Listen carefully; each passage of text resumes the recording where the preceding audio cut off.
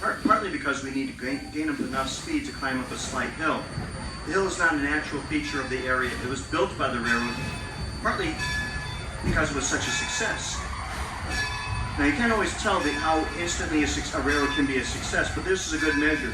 In 1840, there were very few people living in this part of Pennsylvania. It was a very tough region to get into because of the mountains and narrow passages and the shallowness of the river. So if you came here, you're kind of stuck. There were only 100 people living here in 1840. And that was also the same year that two brothers from Oxford, New Jersey, George and Selden Scranton, started a small ironworks using anthracite to smelt the iron ore and extract a useful iron product out of it. But it took them several years to come up with a going business plan that would actually make them money. But by 1848, they signed a contract with the Erie Railroad. 1850, the population had grown to about 2,000 people from 100 people 10 years earlier. Not too bad. There was no railroad into or out of the area at that point, so by 1856, when the line opened up to New York, the population started spilling in such a large number that the population by 1860 was over 10,000.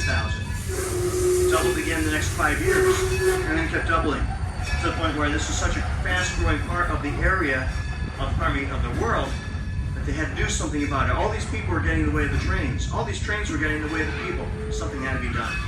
So the Lackawanna Railroad, Delaware, Lackawanna, and Western, decided to separate the tracks from the people, elevating the tracks above the street level. The streets weren't even there when they first started laying down the tracks. That's how quickly the town grew. So in 1866, they started elevating the track on an earthen fill, and we will be on that earthen fill as soon as we pass by the white X-shaped sign on the running right-hand side.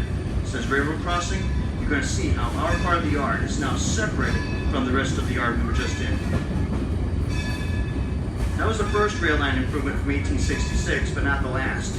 The big step forward took place around 1906. There's our sign. 1906, the railroad decided that they needed to build a new train station. They had a growing number of passenger trains, growing number of freight trains, and they were getting in the way of each other, just like the people on the trains were 50 years earlier. So therefore, they decided to separate the trains from one another by building or expanding the railroad yard. Near the train station, they put in a concrete wall called the China Wall, and that would keep the higher speed trains moving in and out of the station, not being held up by the slower moving freight trains on the tracks where we are. As we pass by these freight cars, we're going to see a clearing, and we're going to see a portion of that concrete wall known as the China Wall.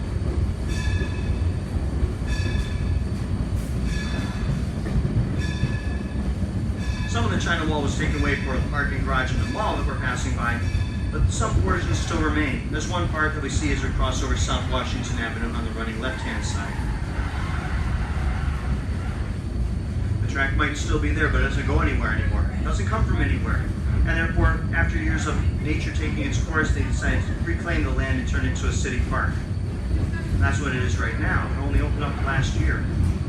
Another portion of the China Wall has been adapted by turning into a parking lot because the train station, which hasn't seen a passenger train since 1970, was kind of out of service for a few years. They decided one of the only things they could do with it is turn it into a hotel.